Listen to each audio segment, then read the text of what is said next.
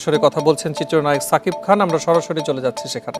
দেখেন, আমার জীবনের অনেক কিছুই আছে যে হয়তো এই ঘটনাটার সাথে আমি জড়িতও না, আমি জানিও না। বুবলির সাথে আমার তেমন কোনো সম্পর্কই নেই।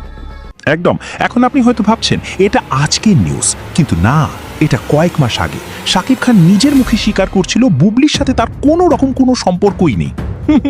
কিন্তু এবার এটা দেখুন। বুবলির বিষয়টা হচ্ছে যে দেখেন, যেহেতু হয়ে গেছে, আসলে প্ল্যান করে তো আর বেবি হয় না, বেবিটা হয়ে গেছে, আল্লাহরই চাওয়া ছিল, আল্লাহরই দান ছিল, হয়ে গেছে। তো তারপরে কিন্তু চেষ্টা করেছি যে তখন টাইমটা খুব শর্ট টাইম ছিল।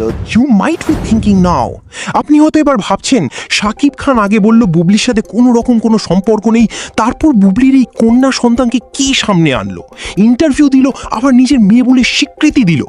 তাইলে এটা কি বৈধ সন্তান? বুবলি কি সত্যিই বিয়ে করছিল শাকিব খানকে? এই রকম চিন্তা ভাবনা আপনার মধ্যে হয়তো এখন হচ্ছে। অ্যাটলিস্ট আমাকে নিয়ে বলছে, ভিন্ন ধরনের গল্প সাজাচ্ছে, মিথ্যা কথা বলছে, that's a different part. But আমার সন্তানকে যদি আলাদাভাবে ওই ধরনের কোনো কিছু জাজমেন্ট করা হয় বা বলা হয়, সেটা তো আমাকে ডেফিনেটলি একটা স্টেপ নিতে হবে। এবং অর্থাৎ বুবলি মেনে নিবে যে তাকে যদি শাকিব খানের অবিবাহিত বউ বলা হয় অথবা তাদের সম্পর্ক বৈধ না, এগুলো যদি বলা হয় বুবলি মেনে নিতে রাজি। কিন্তু বুবলির সন্তান নিয়ে বাজে কথা বললে সেটা কখনো সহ্য করবে না বুবলি। শাকিব খানের কোলে বসা এই কিউট সন্তানটা এখনো জানেও না যে তার বাবা মায়ের মধ্যে কি সম্পর্ক। এখন হয়তো সে অনেক আশা নিয়ে বড় হবে, কিন্তু যেদিন সে এসব জানতে পারবে, সেই দিন কি শাকিব খানকে সম্মান করবে, শাকিব খানকে ভালোবাসবে?